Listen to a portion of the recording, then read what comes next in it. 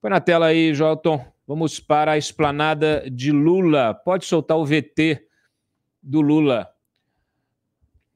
A primeira pessoa que eu quero chamar, que vai ser ministro das Relações Institucionais, o companheiro Alexandre Padilha. O segundo ministro, que será o ministro-chefe da Secretaria-Geral da Presidência da República, o companheiro Márcio Macedo. Advogado-geral da União, o companheiro Jorge Messias, que era tratado de Jorge Messias aqui.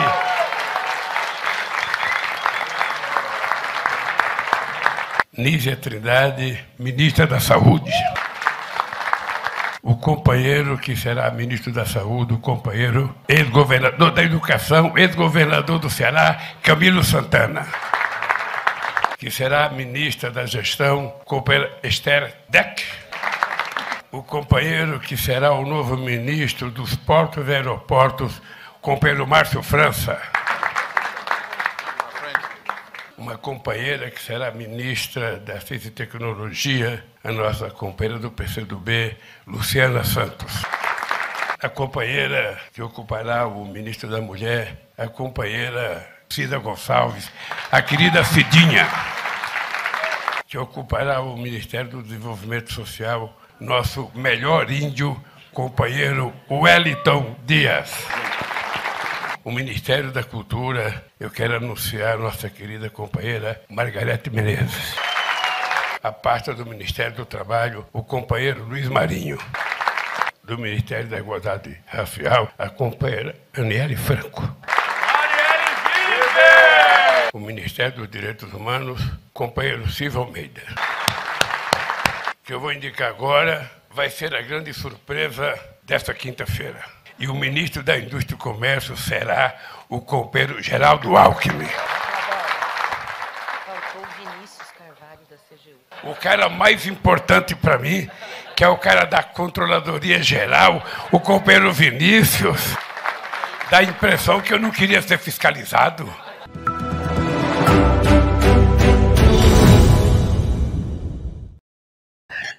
É só impressão. Vocês vão entender. Aliás, tem um outro. Eu vou deixar esse comentário para daqui a pouquinho. Muito bem. Então, abre aí a matéria da transição. Nós teremos, então, 37 ministros. Veja quem já foi confirmado. Põe aí, por favor. Vocês viram aí alguns nomes, né? Mas aí a gente reproduz aqui todos e vamos ler juntos. Tá aí, ó. Rui Costa, chefe da Casa Civil, né? Isso, pode baixar tudo. Isso. Rui Costa, petista, chefe da Casa Civil. Gabinete de Segurança Institucional ainda não está definido, muito provavelmente aí alguém da área militar. Secretaria de Comunicação Social, a SECOM, ainda não está definido, mas você tem aquela turma lá, o Janones pressionando para ser o SECOM. A Secretaria de Relações Institucionais, o Alexandre Padilha, petista. Então tá lá, Rui Costa, petista. Alexandre Padilha, petista. Secretaria-Geral, Márcio Macedo, petista. Advocacia-Geral da União, Jorge Messias, petista. Quando eu falo petista, o sujeito não precisa estar filiado ao PT, tá? Ele pode ser petista de carteirinha, sem estar com a carteirinha.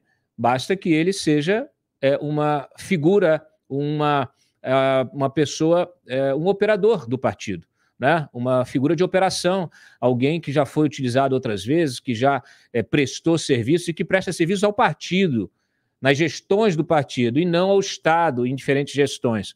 Jorge Messias, por exemplo, Bessias é um caso, é um exemplo disso. Né? Então está aí Jorge Bessias, aquele que carregou o papelzinho que seria a posse do Lula na Casa Civil para escapar da Lava Jato. Lembram dessa história? Né? O Bessias vai levar para você o papel. Tudo isso monitorado, grampeado, porque o Lula estava sendo monitorado, acabou que saiu também a Dilma, imagina, né? Presidente da República falando que o sujeito está sendo investigado. Enfim, essa história ficou para as calendas. Vinícius Carvalho, CGU, aí vocês estão vendo, né? O mapa, a agricultura, está indefinido, a briga é feia, né? Está o nome do Fávaro, né? Do senador Carlos Fávaro, que é do PSD.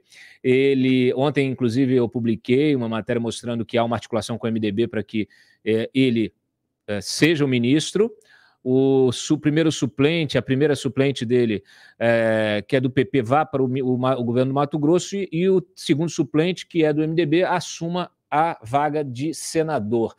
Essa dança das cadeiras ela é fundamental, porque isso faz parte de um mapa maior que inclui o apoio político da base, né, do governo no Congresso.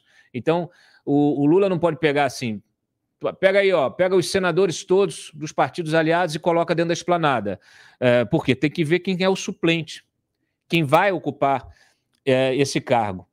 E como a nossa estrutura partidária ela é essa coisa maravilhosa, né, onde os interesses programáticos são absolutamente dispensáveis e prevalecem os fisiológicos, alianças esdrúxulas no país todo, então você vai ter muitas vezes um sujeito, às vezes, de um partido de oposição como suplente assumindo a vaga que foi aberta com a saída do senador para ocupar um cargo no ministério, né? Um ministro ou um cargo à frente de estatal ou de banco, enfim. O fato é que esse quebra-cabeças ele precisa ser muito bem pensado, porque o Lula não pode deixar de ter o apoio da base lá no Congresso, ao mesmo tempo precisa de gente também qualificada, gente nem sempre qualificada, mas gente, vamos dizer assim, do seu entorno, precisa premiar os apoios que ele recebeu com a máquina pública, porque é assim a política, né? Toma lá da cá? Toma lá da cá. Toma lá da cá. O que interessa é o seguinte: você precisa ver quem é que está ocupando o cargo, se essa pessoa tem qualificação, se ela vai montar um time técnico ou um time político competente, que também existe, é difícil, mas existe. Se esse time político competente vai executar política pública, vai executar orçamento em prol da sociedade como um todo e não em prol do grupelho, porque também é isso. Política é isso. Eles estão governando para eles mesmos, ou até agora para eles mesmos. Mas não, vamos governar para todos. Não, Cláudio, espera aí, não é para eles mesmos, é aprovar o Bolsa Família. Isso é compra de voto, a gente já sabe. Sempre foi. Precisa. Mas se tivesse se preocupado em gerar emprego, não estava fazendo o que está fazendo, explodindo o arcabouço fiscal, gerando inflação, porque tudo isso vai gerar desinvestimento e desemprego. Então, o que você prefere ter? Muita gente empregada, cuidando da sua própria vida, ganhando o seu próprio dinheiro, realizando os seus próprios sonhos, ou gente desempregada dependendo de bolsa do Estado? O que você acha que o populista prefere? A resposta está clara, né? Então, vamos lá, volta para a lista, por favor. Tá lá. Aí eu falei, petista lá. Luciana Santos, Margarete Menezes não é petista, é um artista, né? Vamos dizer assim, é de esquerda? É de esquerda. Apoia o Lula, claro que apoia o Lula. É um Gilberto Gil, é uma espécie de Gilberto Gil. É uma cantora, não tem experiência administrativa, muito provavelmente vai fazer o papel que o Gilberto Gil fez, que tinha uma equipe técnica que executava o seu trabalho, né? E ele aparecia como símbolo, né? Importante símbolo, uma pessoa, uma figura da cultura brasileira, conhecida mundialmente, e essa figura que era utilizada para vender cultura. José Múcio, ex-ministro do TCU, indicado pelo Lula. Fernando Haddad, petista de carteirinha, ex-prefeito, ex-ministro. Camilo Santana, ex-governador petista. E por aí vai. Ministro de Gestão e Inovação, Esther Dweck. Aniele Franco, irmã da Marielle Franco, também faz parte desse grupo de satélite do PT e, naturalmente, Lula lá. Geraldo Alckmin virou Lula lá, a partir do momento em que se associou ao Lula, passou a ser o vice. Está comprometido também aqui dentro dessa lógica. MDR ainda não está definido, tá uma brigalhada, a briga nos bastidores aqui é enorme, porque é o União Brasil, são esses partidos, né, o próprio MDB, são os partidos que ficaram, e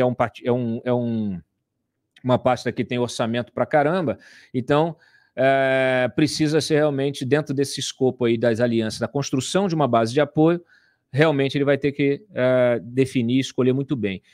A situação ficou mais difícil para o Lula, por quê? Porque a PEC aprovada na Câmara, depois, e agora que voltou ao Senado e foi promulgada, deixa na tela aí, não tira não, Joel.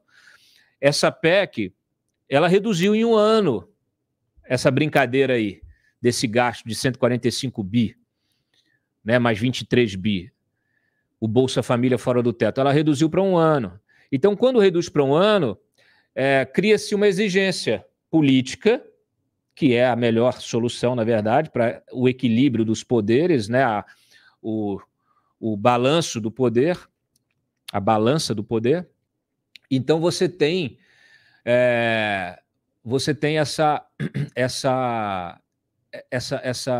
esse cheque em branco, não é bem em branco, porque tem o valor, mas você tem esse cheque aí para 1 ano. Isso significa que o Lula vai ter que se esforçar para construir uma base mais sólida de governabilidade, uma base de apoio mais sólida no Congresso para os próximos 3 anos, além de 2023. Isso pressupõe negociação com o Congresso e uma série de outras coisas. Fazer mais política, diálogo, como diz o Arthur Lira, tá? Mas vamos voltar para a lista. Então tá lá. Anísia Trindade, não é petista de carteirinha, mas é naturalmente afim às ideias. Previdência ainda não tem ninguém, pesca não tem ninguém, cidades não tem ninguém, é outro ministério importante. Comunicações também não tem. Mauro Vieira é ex-chanceler, não é petista de carteirinha, não é filiado, mas é ex-chanceler da Dilma, né? Tá aí. Minas e Energia parece estar indefinido ainda. Mulheres, Cida Gonçalves, Márcio França, que é também do satélite, né, desse grupo de apoio. Portos e aeroportos. Agrário, o Ministério do Desenvolvimento Agrário não tem. O Wellington Dias, combate à fome, que é o ministério com maior verba, né, dessa PEC, quem vai ter mais verba da PEC é justamente o ministério que paga o Bolsa Família, tá? Então o Wellington Dias, que é um petista aí, esse sim de carteirinha, ex-governador, é do Piauí, é aliado do Marcelo Castro, que fez o orçamento, é uma das pessoas que o Lula mais tem aí em conta hoje como um grande articulador. Foi ele, durante o governo de transição, essa transição de governo, melhor dizendo, foi uma das pessoas mais importantes aí na coordenação desse grupo. Então, está aí muito bem posicionado. Indefinido ainda, esporte, meio ambiente é essa briga, é Marina, não é Marina, agora estão querendo acomodar a Simone Tebet no meio ambiente, a Simone Tebet que é a agricultura. O pessoal da turma do meio ambiente não quer Simone Tebet no meio ambiente, e o Lula não sabe onde enfiar, porque a agricultura ele tem que fazer esse arranjo com o MDB, com o Carlos Fávaro, para poder fazer o arranjo com o MDB. Então, olha a delicadeza, a sutileza dessa negociação. É xadrez político. Precisa realmente ter uma capacidade de articulação. Isso aqui não é um elogio, tá? É da política, é expertise política. E a política ela pode ser usada para o mal ou para o bem. Você pode ser um grande político no sentido de dominar as ferramentas políticas, ter uma intuição elevada, uma intuição política elevada, ter vamos dizer assim, um senso de sobrevivência, ter um talento na composição, no diálogo, na composição de diferentes vertentes, diferentes opiniões, etc. e tal. Tudo isso é capacidade política. Normalmente, políticos populares e populistas são sedutores. Vários deles são psicopatas, né? E vários são sedutores. Do ponto de vista também que não é o elogio, o psicopata é um sedutor. Vários dos nossos políticos são psicopatas, em algum grau. E eles detêm domínio sobre várias técnicas de comunicação. O cara às vezes é bom de retórica, às vezes é bom ali na articulação de bastidor, às vezes tem uma inteligência estratégica, uma visão estratégica. Tudo isso, gente, é qualidade no sentido de uso da ferramenta, do ferramental político para fazer política. O que é diferente de aloprar na internet, né? Por isso que, assim, fazer política demanda paciência também. Fazer política demanda você conhecer da política, estudar a política, saber o timing da política. Não dá para você ser uma mente preguiçosa. Fazer política com preguiça, você pode até estar lá dentro do parlamento, mas você não vai ter destaque. Você não vai se destacar como político. Então, você realmente precisa trabalhar, precisa botar a mão na massa. Trabalhar é diferente, trabalhar política é diferente do trabalho, de muitos outros trabalhos aí que você possa entender como botar a mão na massa. Esse jogo, tá? É o game é esse. Então, assim, por isso que eu falo, a gente perdeu aí muita gente nova que chegou no pedaço, levantando bandeira de direita, etc. e tal, acabou se perdendo, achando que era influencer, né, e acabou se perdendo em alopragem na internet. E não adianta, você ficar só na internet, você vai tomar um tombo dos políticos profissionais. O que vocês acham que aconteceu com o Bolsonaro e com a sua trupe? Tomou um tombo, porque uma coisa é você usar a rede social para se eleger, outra coisa é você usar a rede social para governar. Esse é um dos grandes erros, além de vários outros, da lista de erros estratégicos, tá, do Bolsonaro. Então, assim, e não só do Bolsonaro, como dos bolsonaristas. Por isso que eu digo, tem vários deputados bolsonaristas que foram reeleitos. O meu conselho é: saiam da internet, passem a fazer política profissional. Ah, Cláudio, eu não tenho paciência, eu sou preguiçoso. Ah, bom, eu tenho preguiça mental. Aí eu não tenho mais muito o que fazer.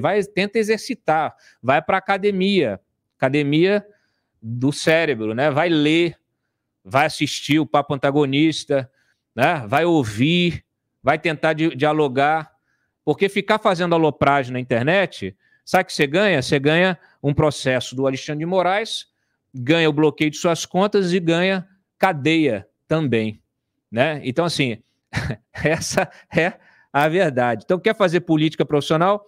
Se profissionalize, se capacite para fazer a política. E, como eu disse, qualidade para o exercício da política pode ser para várias coisas. Ou temos aqui vários exemplos de quem faz a política, usa a política para o bem, o outro usa para o mal, né? Temos vários novos representantes da política, o Kim, o Marcel Van Hatten, que estão aí fazendo um bom trabalho, na medida, na verdade, do possível, naturalmente, né? Na medida da capacidade de articulação, da composição, porque você tem que crescer o grupo, né?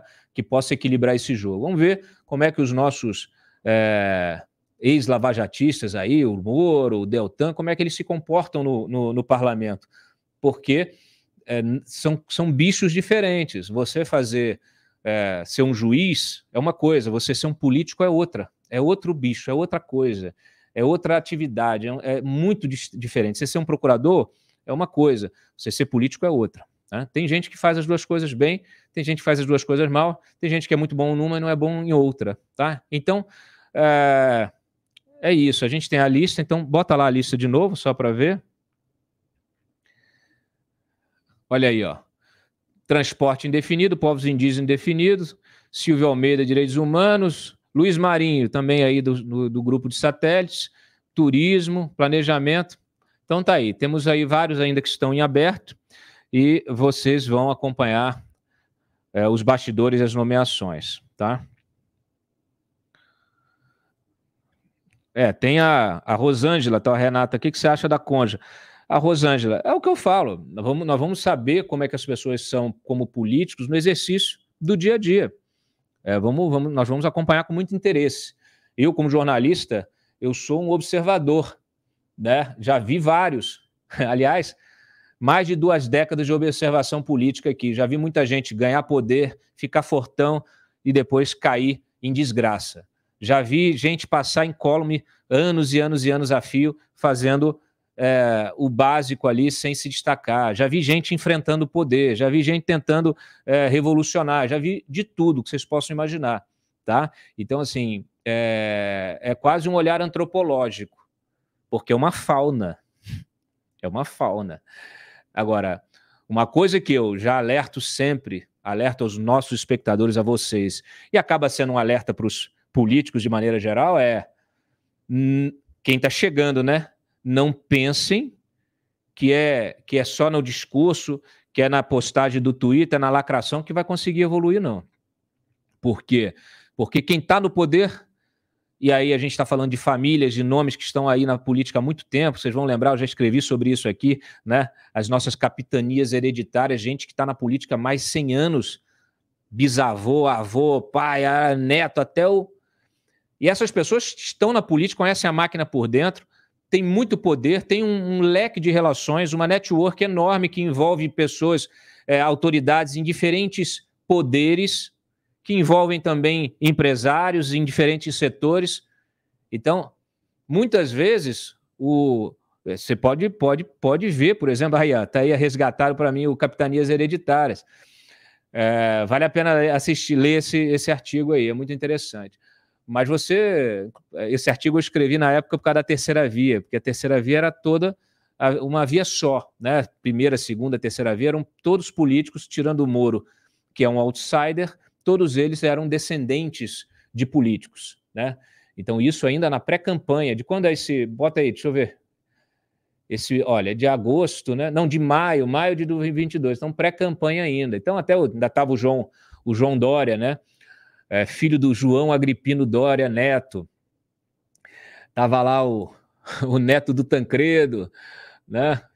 O filho do ex-senador Gereissati, o filho do ex-deputado Eduardo Gomes, a filha do ex-senador Ramis Tebet, o filho do ex-deputado e ministro Wagner Rossi, e por aí vai.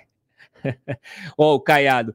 Esse do Caiado é incrível, né? Porque assim, tinha lá o neto, né? O neto do Antônio Carlos Magalhães, o neto do ex-senador e interventor de Goiás, Endeval Ramos Caiado. Até lembrei o Milor, o Brasil tem enorme passado pela frente. Por isso que eu falo, gente, que você quer fazer política, você tem que entender da política, você tem que entender da história do Brasil, você tem que pesquisar, você tem que se formar. Mas assim, a política é uma coisa chata, então lá, ficou ruim para você. Por quê? Porque você só tem duas saídas. Ou você ativa a tua cidadania, e para isso você precisa conhecer a política e fazer política de alguma maneira. O que eu faço aqui é um ato político, é um jornalismo, não só por ser um jornalismo político, mas é um jornalismo que tem como foco desvendar esse universo para vocês, ajudar a sociedade a se desenvolver, né? É um jornalismo que tem esse objetivo, por isso que ele é independente. Não fica aqui pagando pedágio ideológico nem comercial para ninguém. Por isso que eu prezo tanto o apoio de vocês, o apoio do assinante, por isso que eu peço para você baixar o aplicativo e ativar aí a sua cidadania assinando o Antagonista. Ou você faz isso ou você se aliena. Você tem todo o direito de se alienar. Eu não gosto de política, eu gosto de outra coisa. Não gosto de. Eu não sei o que eu gosto, mas eu sei o que eu não gosto. Não gosto de política, não quero saber de política, não vou ver noticiário político, não vou assistir o Papo Antagonista, não quero saber do Cláudio. O Cláudio é chato pra cacete. Você tem todo o direito de se alienar. Não pode reclamar da consequência, porque alguém vai fazer a política por você. Alguém vai ocupar esse espaço. Não há vácuo no poder. Então alguém vai ocupar esse espaço, alguém vai exercer a política, alguém vai legislar em causa própria, alguém vai pegar a riqueza que você produz e enfiar no bolso. Resumir para você. Entendeu ou não entendeu? Vamos lá. Seguindo aqui. Aí a gente falou então dos petistas. Isso é muito importante. Daniel, por favor, Daniel Joelto, pega o tweet do Augusto de Franco, que é o nosso colunista. Ele vai estar escrevendo um artigo para o fim de semana maravilhoso, mas eu quero o tweet dele. Vai lá no tweet dele, ele fez um fio. Porque assim, a gente já conversou sobre isso no CD Talks. Quem não assistiu a entrevista com o Augusto de Franco, assista, tá? Tá na nossa playlist aqui do YouTube. A gente fala sobre democracia, fala sobre a hegemonia do PT. Ele conhece o PT por dentro, é um democrata, defende que exista uma oposição democrática. Pode baixar que é... pode baixar. Não é esse não, vai. Aí, ó, ele fez a lista. Aí, ó, composição da frente ampla. Ele faz naturalmente um deboche, uma ironia aqui. Ó, os praticamente confirmados ou cogitados anteriormente. Aí tá lá, Fernando Haddad, Augusto Costa, Flávio Dino, todos que vocês conhecem. Pode ir baixando aí. Olha, siga o fio para ver a diversidade política. Aí todos que a gente já mencionou. PT, PCdoB, PSB, vai baixando. Neo-PT, neopetista, petista, pode baixar. Até o André Siciliano. É lindo esse negócio. Pode baixar. Vai. Secretaria, PT, a Miriam Belchior, que vai ser a secretária executiva da Casa Civil. Então, assim, a Casa Civil é PT puro, sangue. Você conta lá, cogitado Paulo Pimenta, não está definido, mas também PT. Tá aí, ó, Jorge Messias foi confirmado. Baixa. Olha lá, ó. PT, PCdoB, PSOL. Tá aí, a gente já confirmou a Aniele. Pode baixar. Ele escreveu esse troço de manhã. Acho que foi ontem. Até. Não, foi bem cedo. É. Aí tá aqui, ó. Quantas vezes avisei que essa frente ampla do PT era uma farsa? Que era uma correta frente eleitoral para remover o Bolsonaro, e só isso, não para governar. As polianas torciam o nariz porque criam num Lula imaginário, creiam no Lula imaginário, de um PT imaginário que governaria seu Brasil imaginário. Aliás, o artigo dele de domingo passado fala muito sobre isso.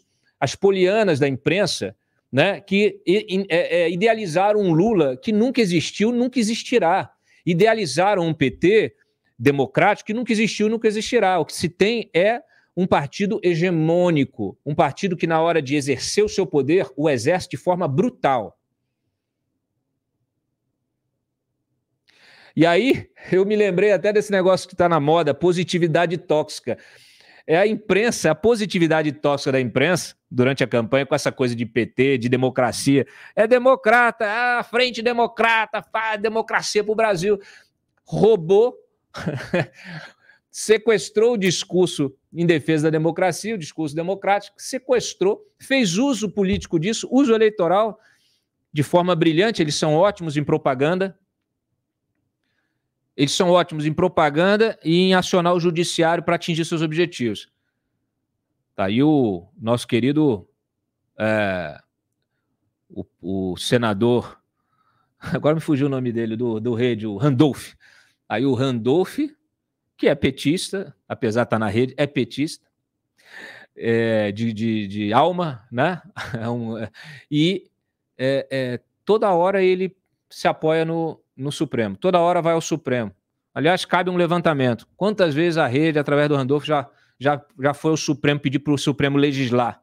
Porque perdeu uma disputa no Legislativo e pediu para o Supremo entrar na parada e decidir. Então, assim, não reclamem, senhores senadores, não reclamem, senhores deputados, que o Supremo avança nas suas prerrogativas legislativas. Por quê? Porque quem está trazendo o Supremo, o Judiciário, para dentro do jogo político são vocês. Vocês estão chamando para dentro, vocês que estão dando essa liberdade. Então, vocês estão submetendo a prerrogativa de vocês a um outro poder. Infelizmente, vocês estão rasgando o texto constitucional. Então, eu espero que vocês reflitam sobre isso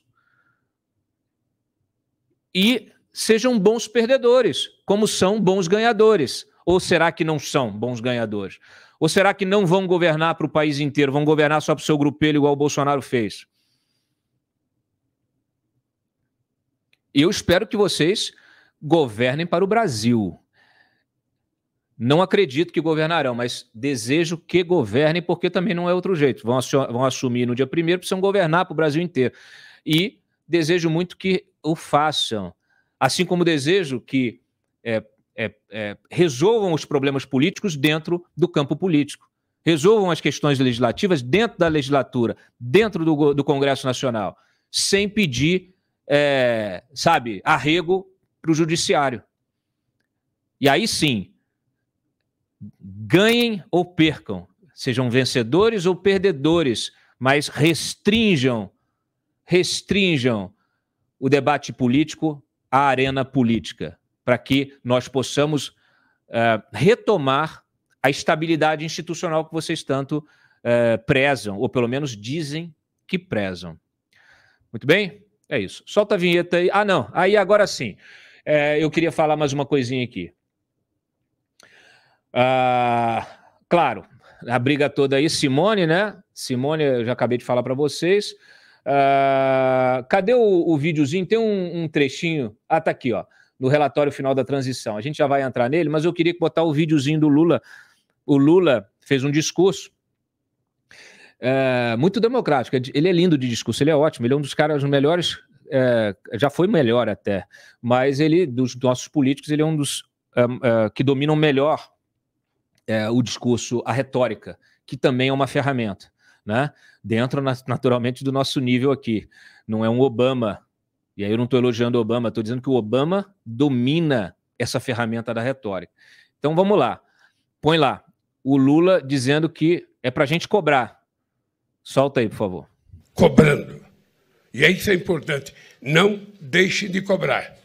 Porque se vocês não cobram, a gente pensa que está acertando. E muitas vezes a gente está errando e continua errando porque as pessoas não reclamam. Quero dizer alto e bom som. Nós não precisamos de puxa-saco. Nós não precisamos de puxa-saco. Um governo não precisa de tapinha nas costas.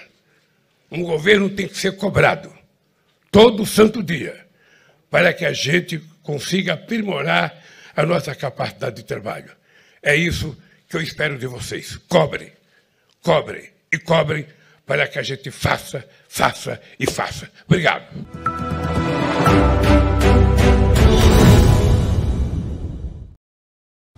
Não vai ter tapinha nas costas. Eu garanto, pelo menos de nossa parte. Vamos cobrar todos os dias. Aliás, é o que nós fazemos, por isso que o site se chama O Antagonista. Cobramos de todos. De todos. Esse é o papel, esse deveria ser o papel da imprensa, toda.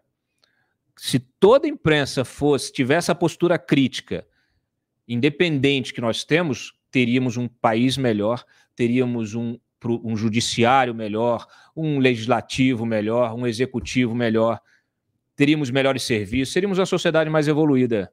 A imprensa tem muita responsabilidade nisso. Quando ela se vende ao poder de ocasião, ela compromete também a democracia. Solta a vinheta, vamos mudar de pauta.